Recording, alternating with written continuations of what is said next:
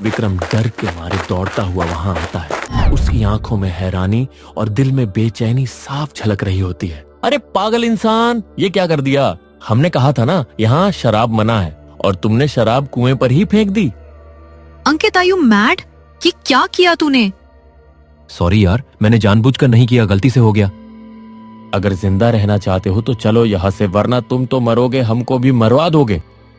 जैसे ही विक्रम की बात खत्म होती है, सभी की आंखों में डर उतर आता है और बिना कुछ सोचे समझे सब लोग इधर उधर भागने लगते हैं। अंकित कुछ ही कदम दूर जाकर रुक जाता है।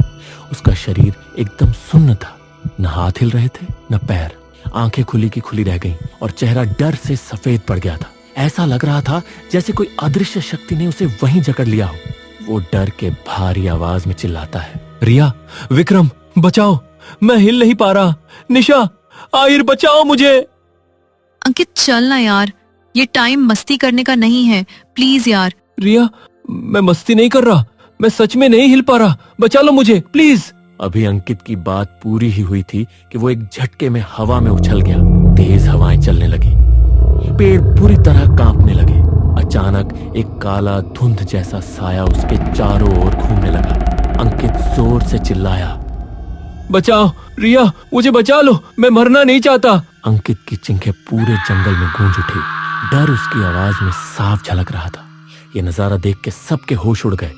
एक ही पल में सिराक ने अंकित की आत्मा खींच ली। अंकित सूखे पत्ते की तरह जमीन पर आ गया, सफेद, निर्जीव और आंखें खुली की खुली रह गईं, जैसे उस खौफनाक पल की गवाही दे रही हो।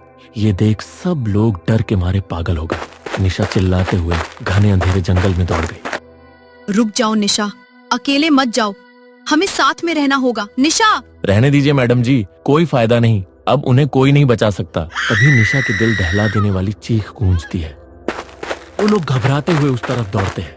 कुछ ही दूरी पर निशा अंकित की तरह बेजान जमीन पर पड़ी मिलती है, आंखें खुली और शरीर निस्तब्ध। ये देख रिया विक्रम को पकड़ के रोने लगती है। विक्रम ने रिया को सहारा दिया। तभी रिया को एहसास होता है कि आहिर गायब है। विक्रम जी, आहिर कहाँ है? वो हमारे साथ ही तो था, अचानक कहाँ चला गया ये? चलिए उसे ढूंढते हैं।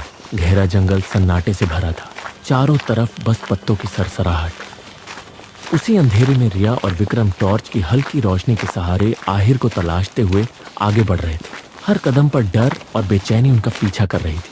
रिया की नजर एक अजीब सी हरकत पर ठहर जाती है।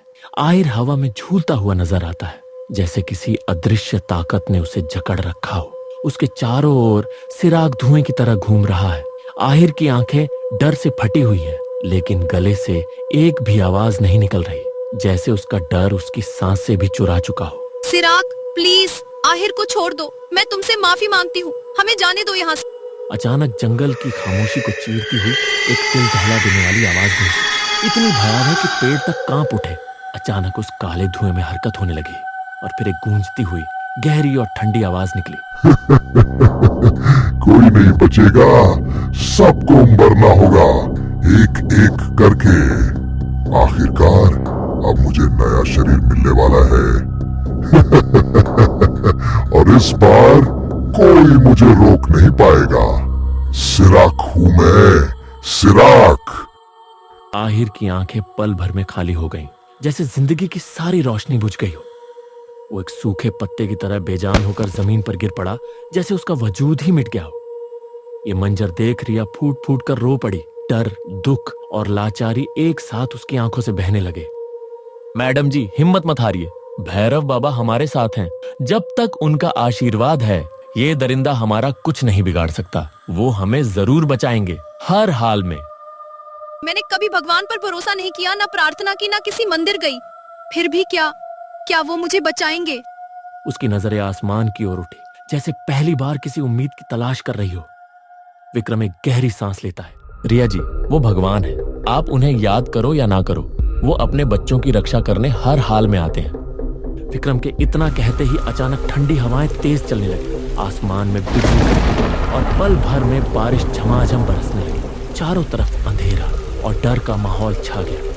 तभी सिराग, काले धुएं का राक्षस, मौत का बादल बनकर उनके चारों तरफ घूमने लगा।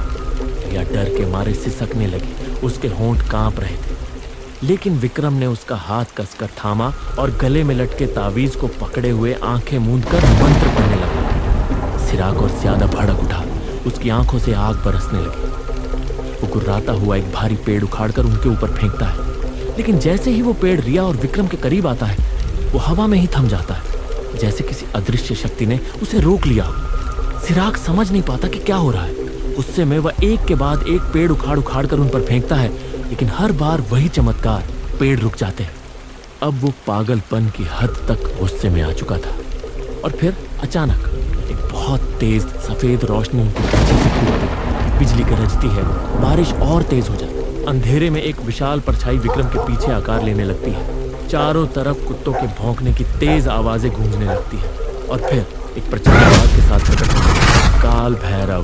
त्रिशूल उनके हाथ में है, आंखों में ज्वाला, और उनके पीछे एक आकाशीय आंधी का तूफान।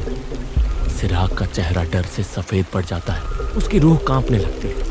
इधर रिया और विक्रम ये सब देख ही नहीं पाते। उनका शरीर इतना थक चुका है, ऊर्जा इतनी खत्म हो चुकी है कि वो वहीं जमीन पर गिरकर बेहोश हो जाते हैं। तुम मुझे खत्म नहीं कर सकते, मैं अमर हूँ मैं।